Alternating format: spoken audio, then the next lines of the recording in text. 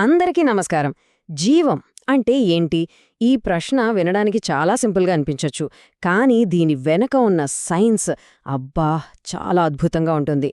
ఈరోజు మనం అసలు జీవం వెనుకున్న ఆ మూల సూత్రాల గురించి, అంటే మనల్ని మిగతా జీవుల్ని నడిపించే ఆ ఇంజిన్, అదేనండి జీవక్రియల గురించి తెలుసుకోబోతున్నాం. సరే, అయితే ఇక్కడ్నుంచే మొదలు పెడదాం. అసలు జీవం ఉన్నవాటికి జీవం లేని వాటికి మధ్య తేడా ఏంటి? ఇప్పుడు చూడండి, ఓ కుక్క పరిగెడుతుంటేనో లేదంటే ఒక మొక్క పెరుగుతుంటేనో దీనికి ప్రాణముంది అని ఈజీగా చెప్పేస్తాం. కానీ అసలు కదలికే లేనప్పుడు అప్పుడు జీవాన్ని ఎలా గుర్తించాలి? ఆ సీక్రెట్ ఎక్కడ దాగుంది? ఆ రహస్యాన్ని ఛేదించాలంటే మనం మన కంటికి కనిపించే ఈ ప్రపంచాన్ని దాటి చాలా లోపలికి, అంటే అణువుల స్థాయికి వెళ్ళాలి. ఎందుకంటే జీవమంటే కేవలం కదలిక మాత్రమే కాదు. దాని వెనక ఓ అద్భుతమైన కెమికల్ రియాక్షన్, ఒక రసాయనిక ప్రక్రియ నిరంతరం జరుగుతూ ఉంటుంది.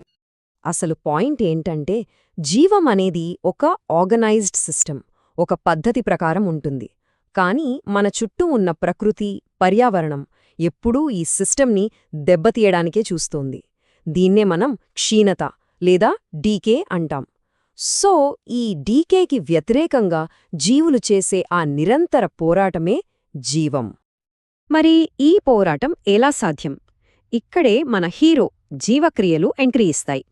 ఇప్పుడు చూడండి, ఒక బైక్ సరిగ్గా నడవాలంటే దానికి రెగ్యులర్గా మెయింటెనెన్స్ అవసరం కదా.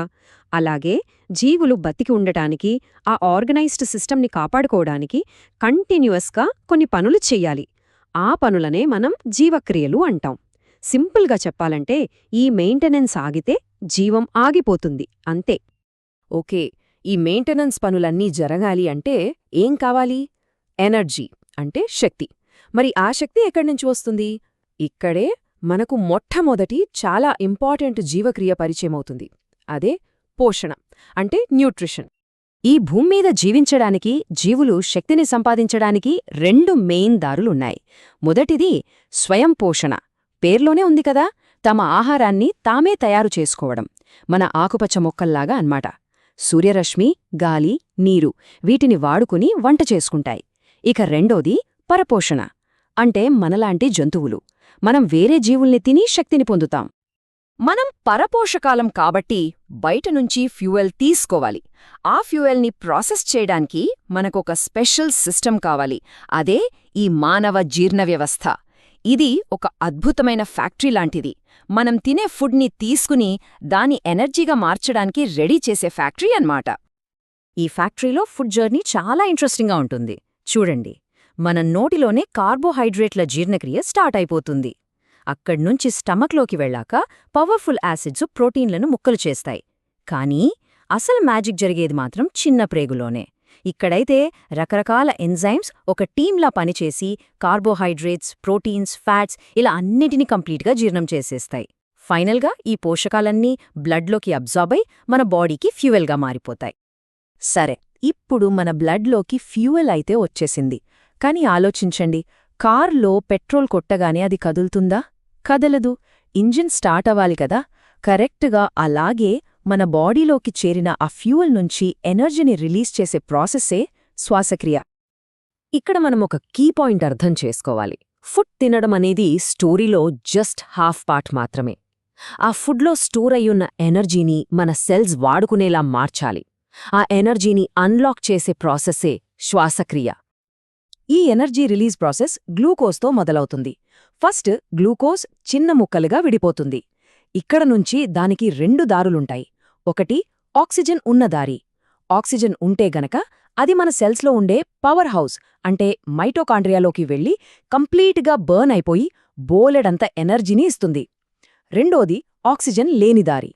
ఒకవేళ ఆక్సిజన్ లేదనుకోండి, అప్పుడు అది తక్కువ ఎనర్జీని రిలీజ్ చేసి ఈస్ట్లో అయితే ఇథనాల్గా, లేదా మనం బాగా ఎక్సర్సైజ్ చేసినప్పుడు కండరాల్లో లాక్టిక్ యాసిడ్గా మారుతుంది. ఇలా ఫుడ్ నుంచి రిలీజ్ అయిన ఎనర్జీ అంతా ఒక స్పెషల్ మాలిక్యూల్లో ప్యాక్ అవుతుంది. దానిపేరే ఏటీపీ, అంటే అడినోసిన్ ట్రైఫాస్ఫేట్. సింపుల్గా చెప్పాలంటే ఇది మన సెల్స్ యొక్క ఎనర్జీ కరెన్సీ అన్నమాట. ఎలాగైతే మనం డబ్బుతో ఏ వస్తువైనా కొంటామో అలాగే మన సెల్స్ ఈ ఏటీపీతో ఏ పనైనా చేస్తాయి. మజిల్స్ కదలాలన్నా, కొత్త ప్రోటీన్స్ తయారు కావాలన్నా అన్నింటికీ పవర్ ఇచ్చేది ఈ ఏటీపీ మాలిక్యూల్సే. ఇంత భారీ మొత్తంలో ఎనర్జీని రిలీజ్ చేయాలంటే ఏం కావాలని చెప్పుకున్నాం? ఆక్సిజన్. మరి ఆ ఆక్సిజన్ని మన వాతావరణం నుంచి మన బాడీలోని ప్రతి సెల్కి చేరివేసే సిస్టమే ఈ మానవ శ్వాస వ్యవస్థ.